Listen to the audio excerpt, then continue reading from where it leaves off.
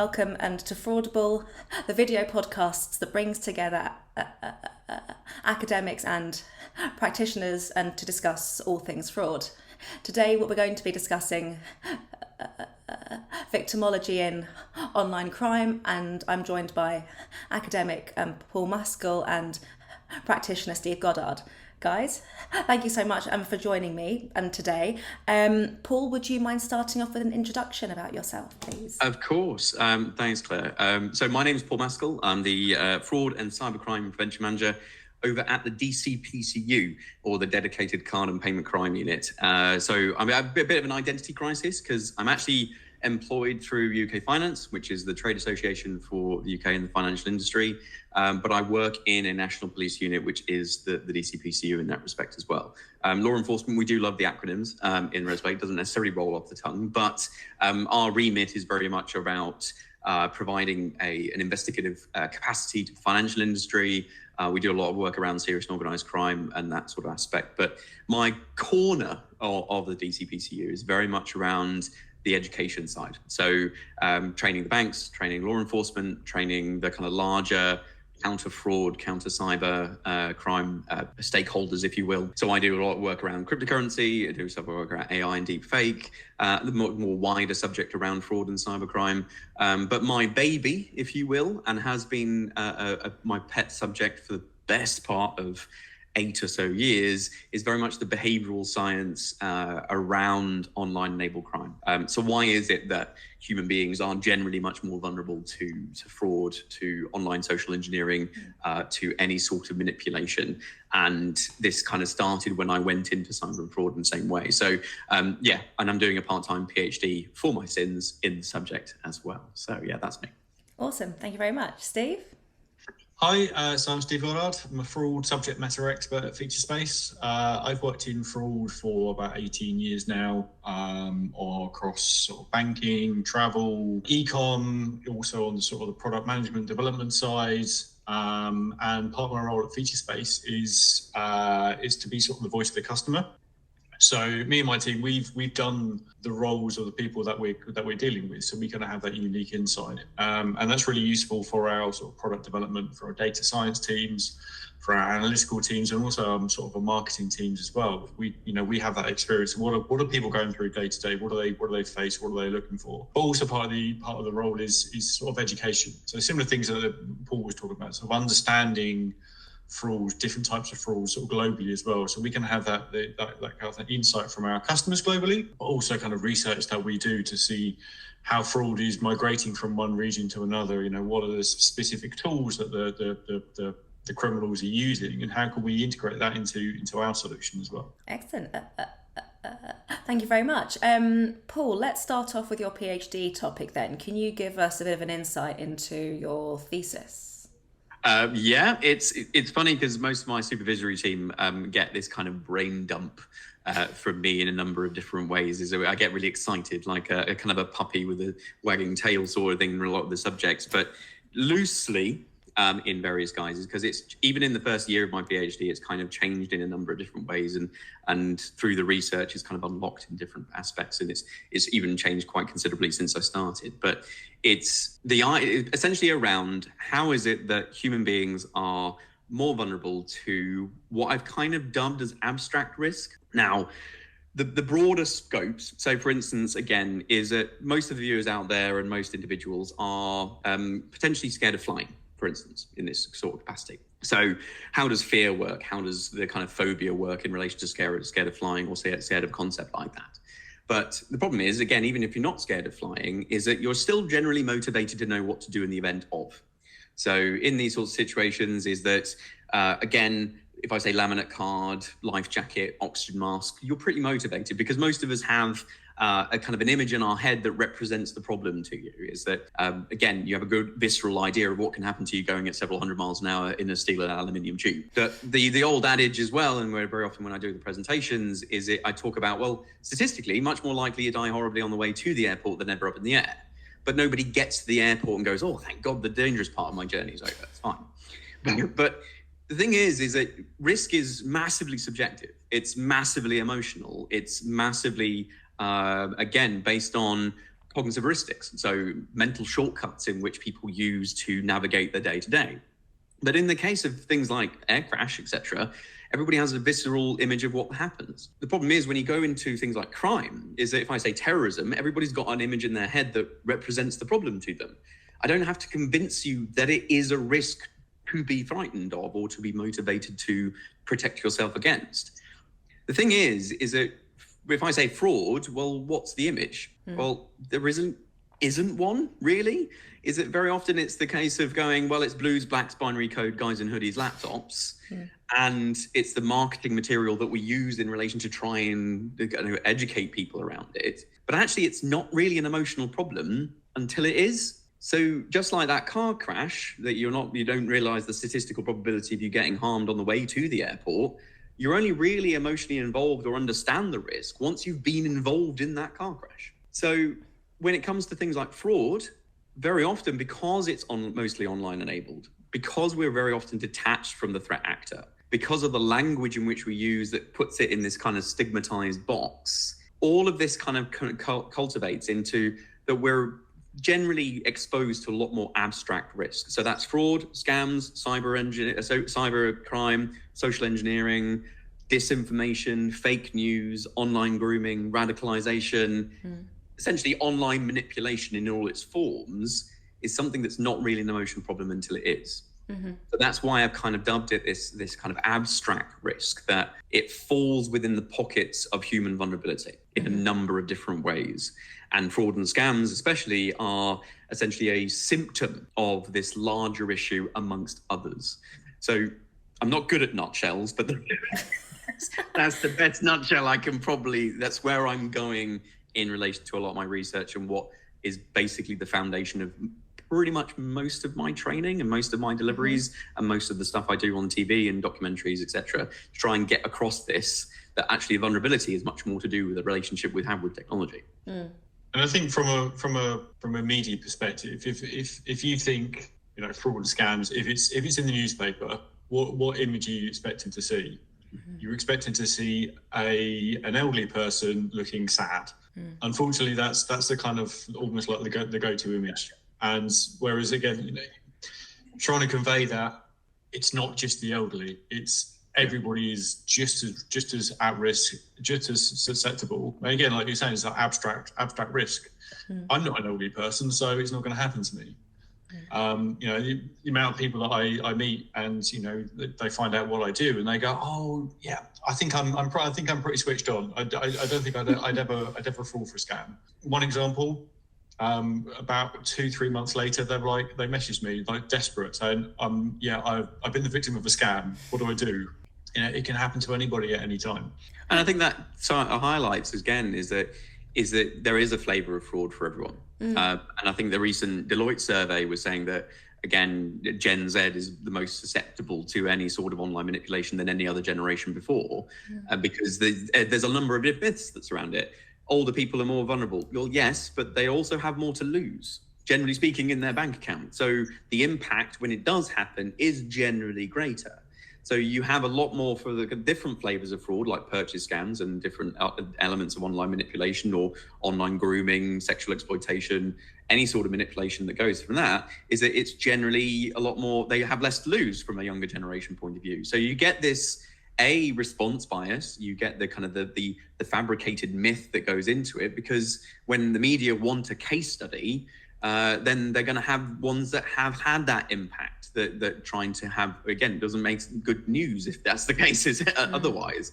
So it's that kind of idea that, it's older people, it's all these sorts of things. But it's very often what I talk about is that everybody's been told something that they wanted to hear at probably the wrong time you should have heard it.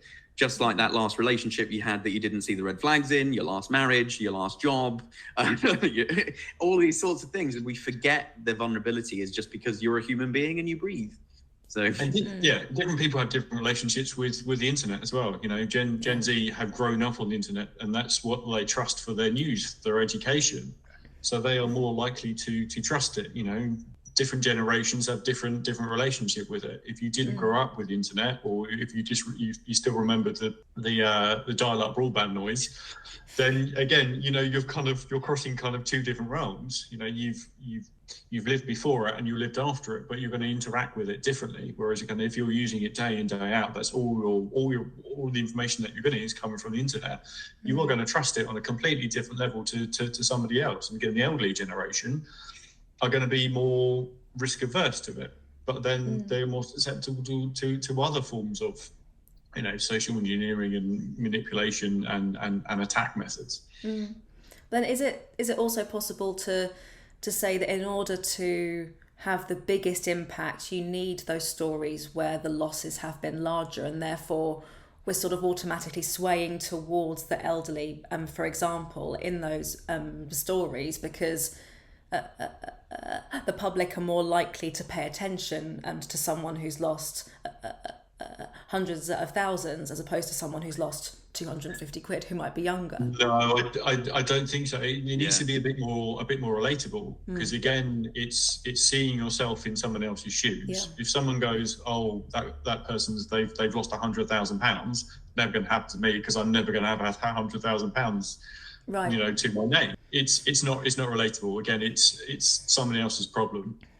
Whereas if it's this person lost £100 or meant that they couldn't pay their rent, that's more relatable. That's more understandable for me as a person in my day-to-day life. And I think case studies are far less effective in abstract risk, because think about the language we use.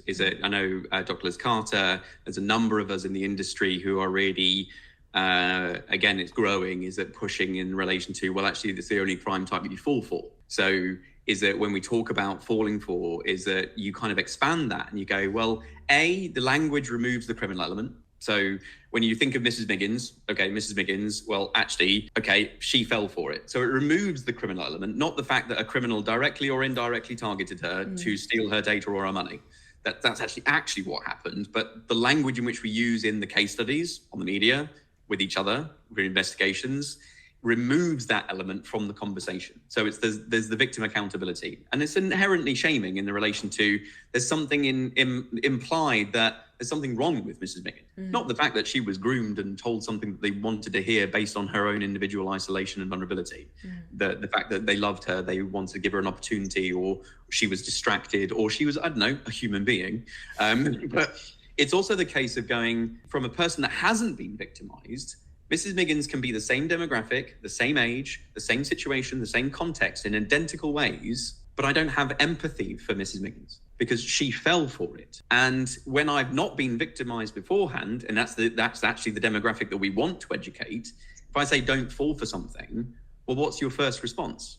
Well, of course I wouldn't, because what I'm actually asking you in that tweet, in that education, in that comment, is I want you to admit to me that you are fallible and are vulnerable to human manipulation. But you're not just admitting that to me, you're admitting it to yourself, which is even harder, especially in relationships.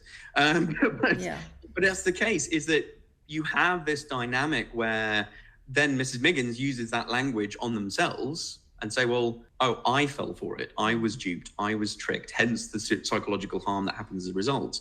So case studies are less effective in this world, because in any other crime, I lost 10 grand because I was mugged in the middle of the street and somebody stole my details or my wallet or something. Yeah, I got it could have been me. I was on the way to work. But actually they were scammed over the space of 6 months because they believed somebody loved them. Oh, well, they fell for it. So there's this dichotomy between the language and how we approach it. And again, is I wouldn't tell you that you fell for burglary. So the case studies, and very often when I talk about education, I don't use case studies all that often. I try to get to you to think about, when were you last emotional? When were you last being told something that you wanted to hear? When was it the last time you were anxious, depressed, going through a dark time in your life, and you know that it filters the world around you, and then add tech into that equation, and even more so. Yeah, there's a lot of conversation around, and rightly so, around how it's framed. Great example, falling for something, duped. These are the language that we see in the press. And again, that when you're reading those stories, people go, "Oh well, I'd never be duped. I'd never fall for something. They're all idiots. You know, why would they think that this person loved them?" The kind of the example that I use is around sort of something like domestic abuse. I mean, psychologically, and the kind of the long-lasting effects and you know what it does to you.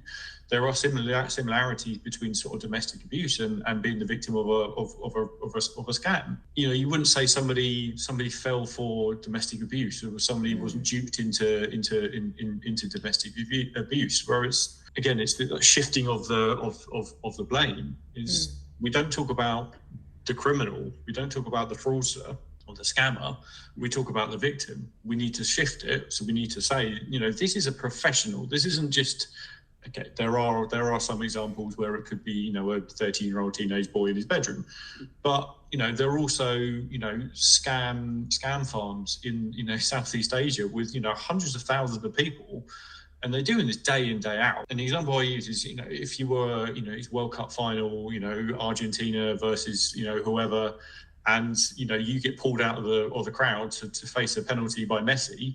You know, what chance have you got? You got a bit of a chance, but actually this is a professional who does it day in, day out. They know they understand what works. They understand the language that they need to use to get the effect that they want. So again, put anybody in any position, you take anybody out of a crowd and say, right, you go and do someone else's job for a day, see how you get on. You're going to struggle. And this is the same thing. Plus factor in, you know, whether you've gone through something emotional, you know, in your life. You know, you're struggling to feed your family, you've gone through a breakup, you're lonely. Any of all these things factor into it as well, and just reduces your capacity to you know to think logically and sort of rationally about what's happening. And again, with the sort of the tactic that these sort of social engineers do is to isolate you from friends and family. So you don't have that reassurance of, am I doing the right thing? Because you're alone, you're relying on yourself, your instincts, and this person that you're interacting with who's telling you all the right things, all the things that you want to hear. So you build up a picture in your mind of this idealized human being who is everything you've ever wanted in life, or is giving you the opportunity to be able to feed your family, you know, to provide for you and your children and whatever. Being able to kind of make that choice in that dark time is very, very difficult. And I think on top of that is that then this ties in, if you take all that Steve just said, is that, and then you add in the subjective and incredibly emotionally subjective relationship we have with tech. One of the biggest interesting things I found with my research is that actually online relationships and online communication is more personal than in person. It's hyper personal in a lot of ways, and there's a number of different papers out there that talk about the hyper personal nature. Because I joke around in a lot of my sessions, is that, have you ever taken a text message the wrong way from a partner? Have you ever taken an email the wrong way from a colleague? Well, of course we have. It's because the problem is like that text message the wrong way from a partner is it's emotionally subjective. It's based on the context of your relationship. Whether you had a really good breakfast and a chat this morning or an argument the night before, there's the emotional context of how you receive the communication. So when we see something like relatable, it's like you've taken a text message the wrong way from a partner, that is no different to that scam, that text message, that DM, that email, that opportunity, the phone call.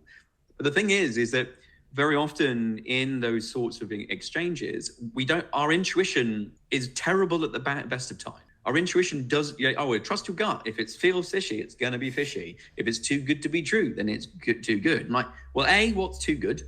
Is there a magical spreadsheet somewhere that gives us the answer to, if I've got a deal or an opportunity, well, it's too good because it hits this criteria. No, it's rhetorical nonsense very often. But it's also on top of that is that, well, trust your gut. Well, no, because your gut is terrible at making decisions, just like that last relationship you had. But generally speaking, it's emotionally subjective. It's also only subjective based on your experience up until that point. But if you're not motivated to educate yourself in the first place of a problem that you don't think you'd fall for, would you have the intuition to have it in the first place? So you have this dichotomy where, like, I use the example of, like, have you ever read a book that's been turned into a film? Did you agree with the casting choice? 9 times out of 10, people go, absolutely not. And most people mention 50 Shades at some point, but that's beside the point. But it's also highlighting that The author can be the most beautiful writer in the world, but they can only give you a framework as to what you build the character around. So you project your beliefs, your wants, your everything that you are at that moment onto the character, and you create the character around the framework. But that is online communication. That is online dating. That is online grooming. That is manipulation. That is fraud. Is that, especially in things like authorized push payment scams, and whether it's a person coming out and saying, oh, I've got an incredible investment for cryptocurrency for you, or I love you, or whatever it is, never underestimate a person's ability to conjure hope where they believe there isn't any in that emotional window. I watch a lot of true crime documentaries, and when they focus on the perpetrator, there's always a lot of disappointment or anger that they're not focusing on the victim enough, because they're the one who's been hurt in all of this. So taking what you were saying earlier about how we need to take it away from the victim and actually focus on the crime, if we do that, is there the risk that we won't be focusing as much on the victim again? Is it that sort of shift that's going to cause more problems? I think there needs to be a balance, doesn't there? We need, again, we get asked, how do we solve it? There isn't a silver bullet. There isn't a one way to solve it. There's education, there's collaboration, there's technology. That's across governments, law enforcement, private industry, banks, social media companies, telcos, everybody's got a role to play in this. There isn't one sole entity that has to solve it. Everyone's got to do it, and each one's got to focus on different things. So the example of, sort of coming from Featurespace, we have the customer, the end person, as our sort of, that's who we're trying to protect, whether that's through our customers or whoever. But that's kind of who we're focusing on, the individual. We can see how they transact. So we're looking to protect them. Law enforcement needs to focus on who the criminals are and understand them. Profiling and kind of targeting them, and that needs to work with the governments as well. So as an example, the scam farms. That's an international kind of thing which needs to be solved. You've got them in United Arab Emirates, you've got them Southeast Asia, you've got them in LATAM, all over the world. Again, individual police, because fraud and scams is global now. Just because it's happening in one country doesn't mean they're targeting people in the same country. They're targeting people in different countries all over the world. So it's a community, it's a collaborative effort which needs to be kind of involved here, and everyone has their own sort of area of focus. But we also effectively need mass sort of Venn diagrams or crossovers between different things. Going back to what I was saying, so we focus on the individual, but we also need to understand the criminal, because we need to understand the criminal because we need to understand what they're going to do. We're never gonna stop fraud. I've said it. I've come out and said it. It's one of the things. It's been going on for thousands of years. It's human nature.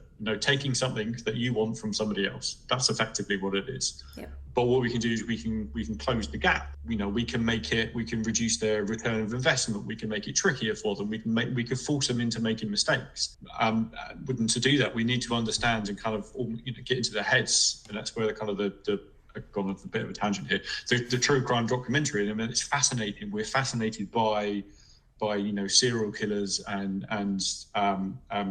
these kind of criminals, because we aren't criminals ourselves. We're victims. We can be victims, or we are the people that are targeted. So that's not really interesting for us.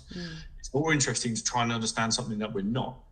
We're not a crazed serial killer. We're not a dangerous abuser, manipulator, whatever. That's fascinating to us. We want to understand that, and it's to a certain extent, we need to understand what they're coming from, what drives them, what methods are they using, and how they're using them, and what they're going to do next. So we can again reduce that time from when they go, okay, I'm here, I'm going to go over there. How can we get over there as quickly as they can? We have to abide by GDPR and laws and things like that. Whereas they don't. They can communicate in Telegram and share secrets and information, as and when they want. We can't. So we are bound by things that they aren't, but it doesn't mean that we can't, as a society, work together to kind of break down some of those silos and work a lot closer together, again, internationally as well, using some of the kind of methods that they use, sharing that information as freely as we can legally to stop them as quickly as we can. And I think that's, again, is this massive societal problem, because as Steve quite rightly said, is we're not going to stop this. Our psychology will move a darn sight slower than tech will, and especially with AI and impacts, and there's a number of different. But the thing is it from a criminal point of view, I need a combination of four things. I need opportunity, I need capability, I need pressure, the reasons why I'm doing it in the first place, and the rationalization. So the story in which I tell myself to justify my experience. And that's the same for any crime. But generally speaking, the amount of trauma, the amount of impact, the context, my environment, whether it be addiction, poverty, psychosis, a number of all these different contributions that make the criminal the criminal. The problem is with this is that technology reduces the need for all of those criteria. So opportunity, I have an internet connection, and human beings have been conditioned to give away their data for the best part of 20 years. So it's a sustainable resource. If I ask you to set up a business with no setup costs, no regulation, and every single lead that you have, essentially you've got a fantastic conversion rate on that basis, and you don't have to worry about anything else. Well, that's actually a pretty good business model, and it's accessible.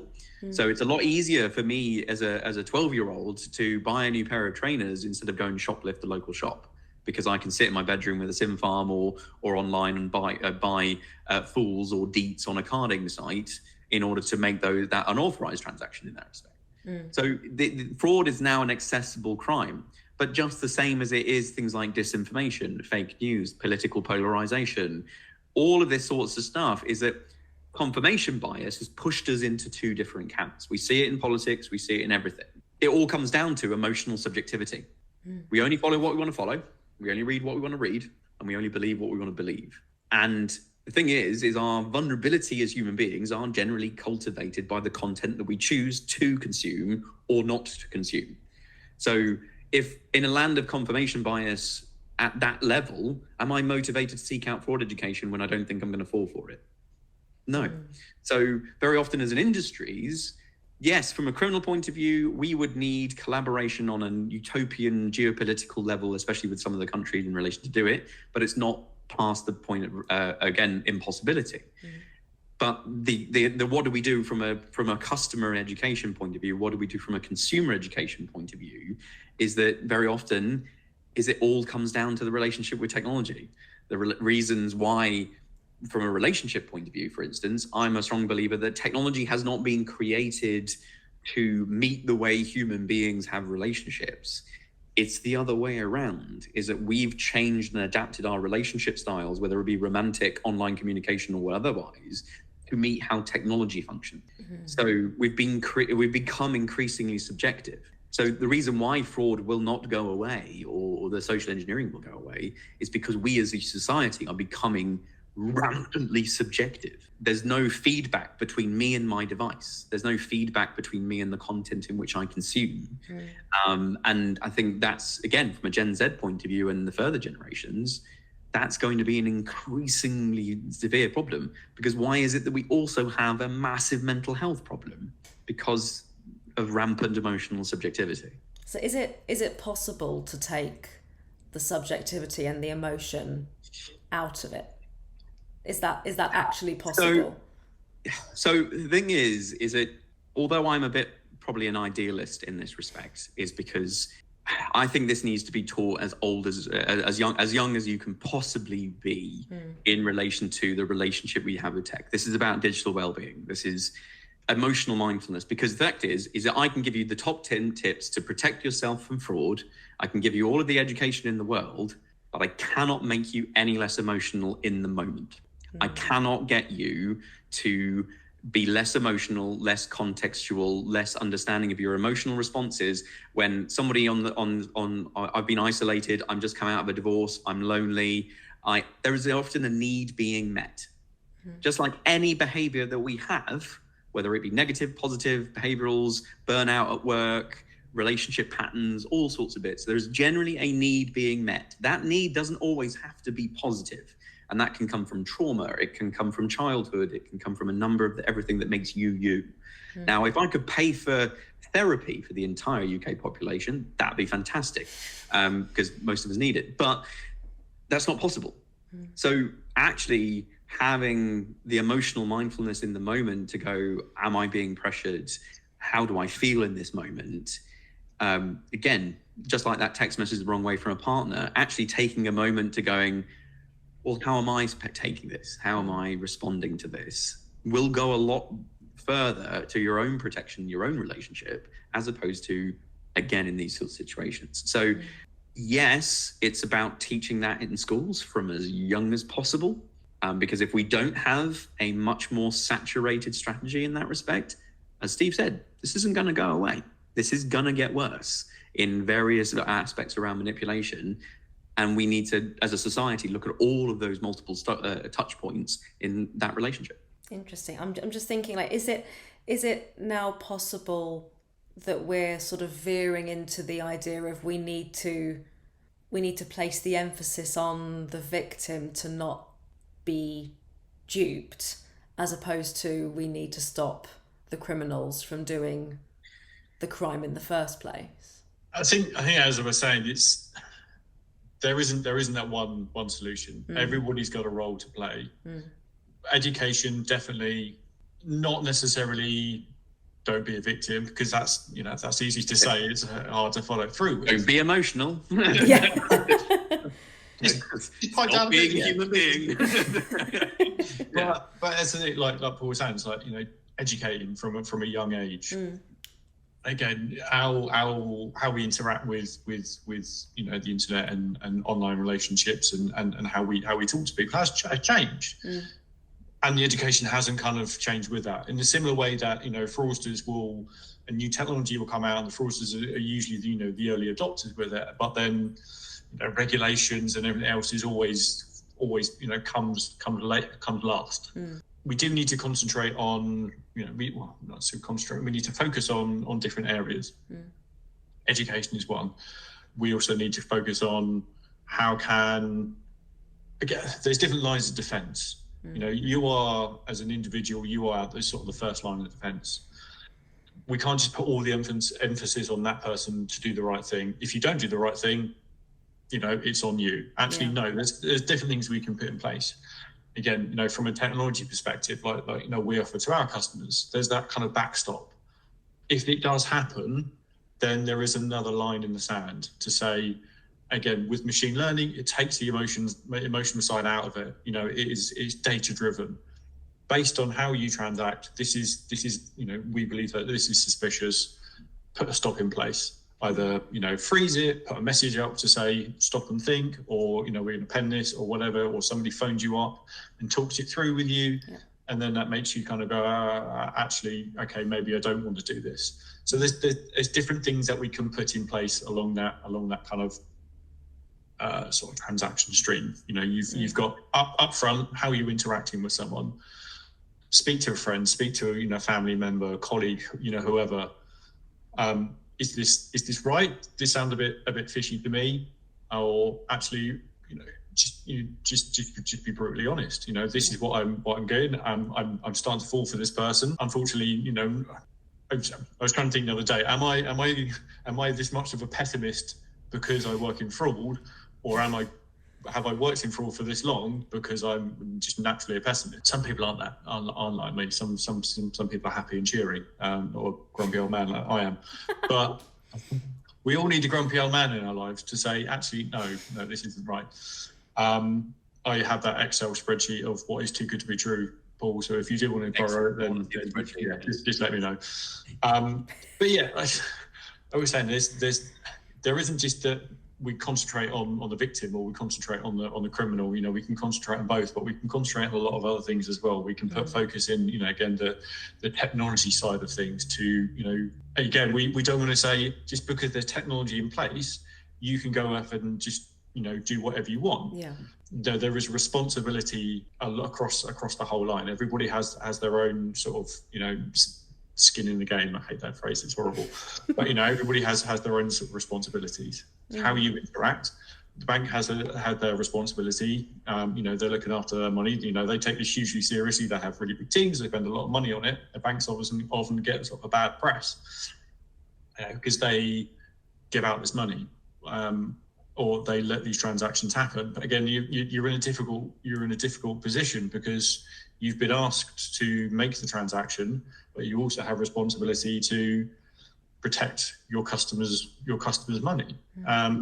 And where do you draw a line? I mean, it's a wavy line at best. I'm quite sure where I ended up there, but I think we got somewhere. I think you're right, Steve, because again, crime prevention and customer service and customer experience are not good together. If you improve one, you generally have to sacrifice the other, and vice versa. We talk about friction in those processes, etc.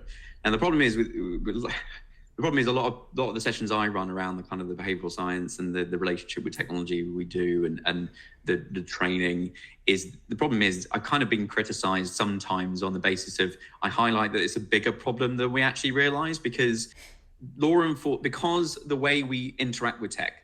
So again, things like confirmation bias, I have never before in human history have we had so much agency about what content we choose to consume and what we're exposed to. Is that we've now got complete overarching aspect of any knowledge that we get exposed ourselves to in these sorts of situations.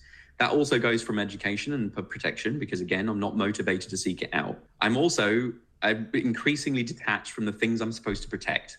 So we're increasingly less cash, we're digitized assets, whether that be our money or our data. So all these sorts of things, again, consumer behavior, the trade-off has gone when I want to buy a product. Well, actually the trade-off for me to actually go and buy the product would be offset by the effort in which I had to do in order to go and get the thing. But now I can make a purchase, transfer money, give my data away within a finite emotional window, or that Amazon parcel that turns up on my door. So it's this case of that plus emotional subjectivity, plus the fact that we don't necessarily see the risk.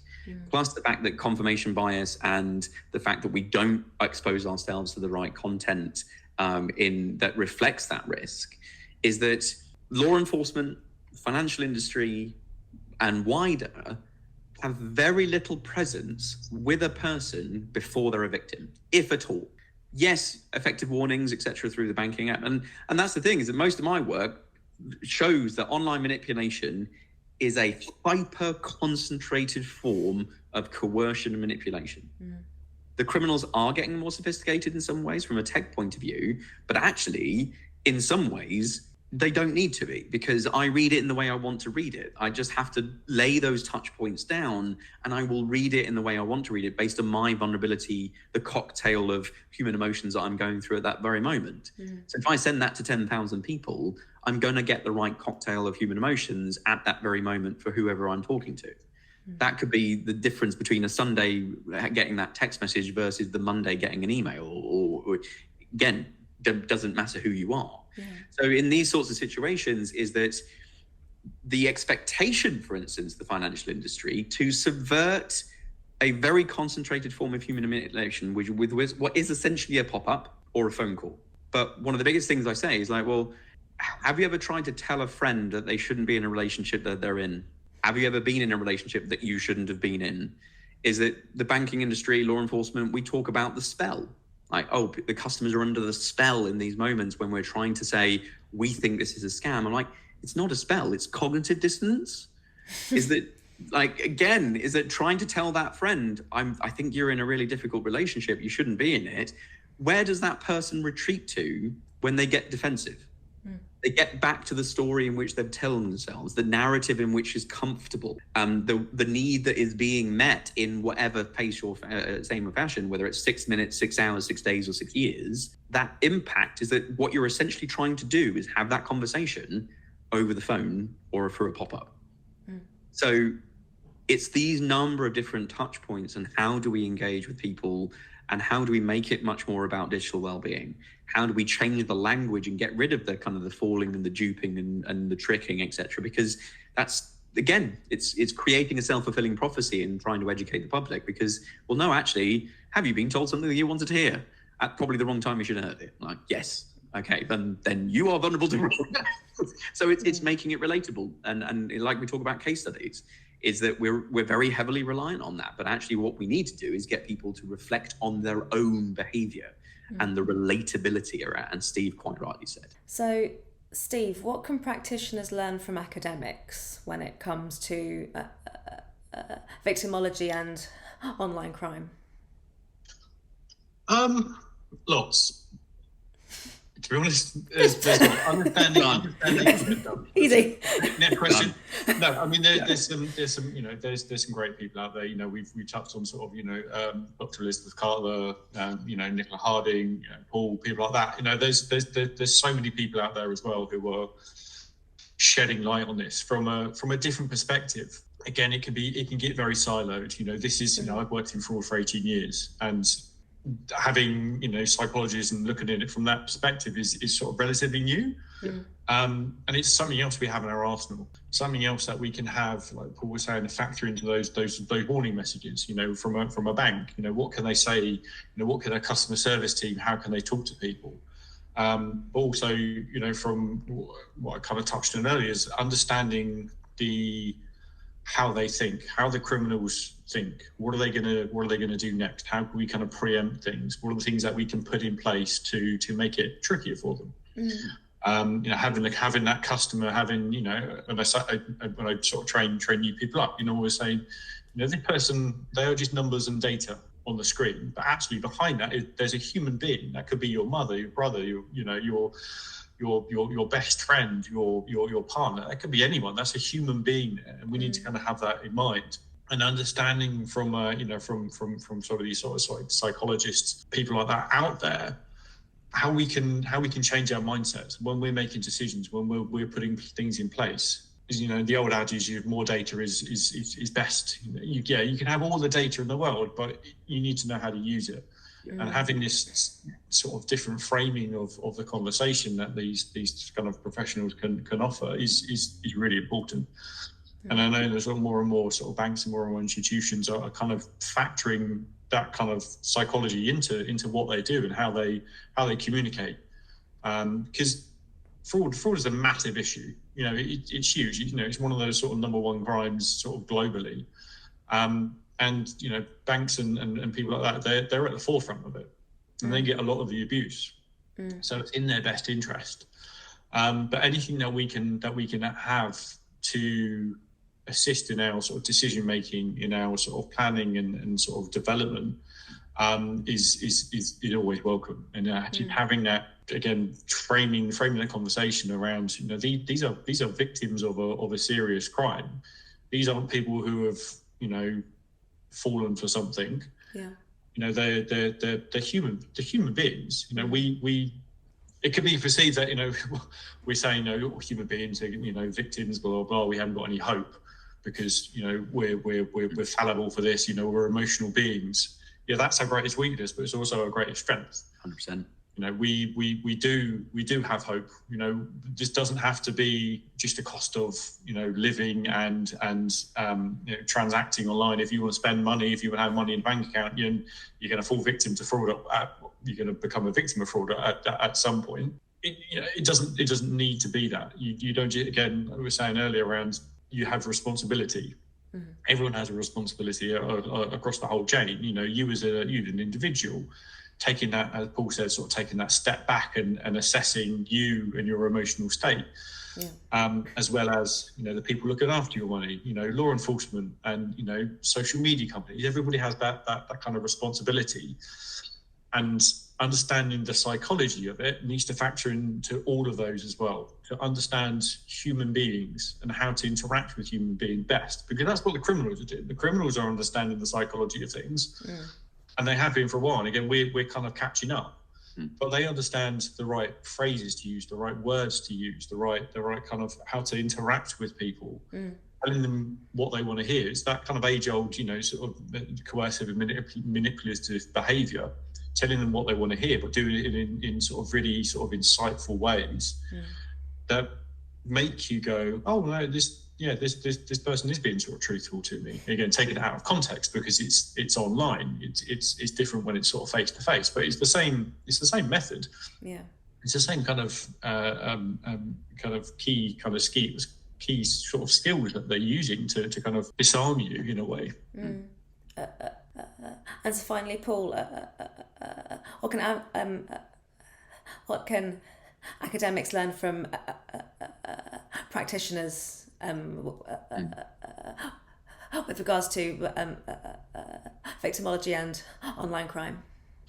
I think it's interesting because I was asked the other day, so I do, again, from the psychology point of view, from cognitive heuristics, from mental shortcuts, to try and looking at this from a very different lens, is that a member of the community said to me, have you got any stats to support what you're talking about? And it's interesting because fraud is a very under investigated, researched area. Like there's a number of different individuals that kind of out there are doing it. Liz Carter, as we said, they've got University of Portsmouth, we've got Cardiff, we've got Michael Levy, we've got so many different individuals. But generally, from a research point of view, it's still a massively under-resourced area, not just from law enforcement, but to the financial industry, to that perspective. And my response was, well, do we have any stats to support the way we are doing it currently works?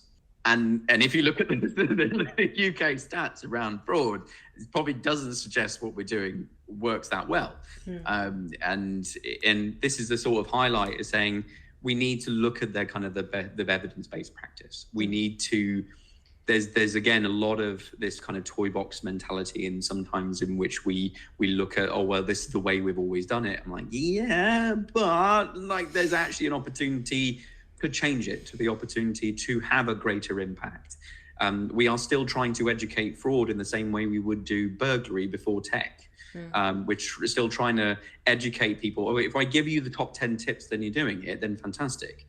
Oh, I can send you an email, your newsletter, give you all the education that you need. I'm like, yes, but you're reliant on the person motivated in the first place to read it, to follow it. It's like me saying to you, I want you to learn German, but I never want you to go to Germany or speak to a German person. Are you motivated to learn the language? No. So it's the same with fraud. It's the same with anything. We only have a finite amount of emotional real estate and motivation. Again, that's why we normally fail on Duolingo, because we don't necessarily have the emotional why as to why it's a problem in the first place. So it's about highlighting that they're both the evidence-based practice, the collaboration from a societal level at every single of these touch points, but also realizing that this is about emotional subjectivity. This is about emotional subjectivity, and how do we put like technology in place? So for instance, one of the things I talk about is, well, actually from what really reduced the level of smoking? Well, it wasn't the black lung on the cigarette packet saying you could die horribly, look at all the horrible things that could happen to you. Well, people weren't necessarily motivated by that, but what you did do is we changed the environment. So by changing the environment and making, as Dean quite rightly said, it's about mitigating it. It's about changing the environment. I'm a big believer in looking at, again, working with law enforcement, financial industry. How do we move that that touch point, not just to after you've been a victim to the point where you're reporting to the police or reporting to the bank? Well, how do we move that line before you're a victim? Whether that be that technology, whether that be more effective education, whether that be trying to look at the motivation, how do we reference those case studies? Because that's where we need to move the line. Because most of the romance scam victims, for instance, I speak to, especially in a hyper emotional sort of situation, well, I didn't know the education existed. Well, of course you didn't. Why would you have motivated? I'm going to go on Tinder. Well, actually, on that basis, I'm very vulnerable to human manipulation. I'd better educate myself before I launch up Tinder, because that's what you're thinking about. So it's not to kind of desensitize it, but that's very much the case. We're not motivated to seek it out beforehand. Okay, so that's all we have time for on this episode. And I'd like to thank Paul and Steve for joining me today and to discuss victimology in online crime. And thank you, gentlemen. My name's Claire Maillet, and this is Fraudible.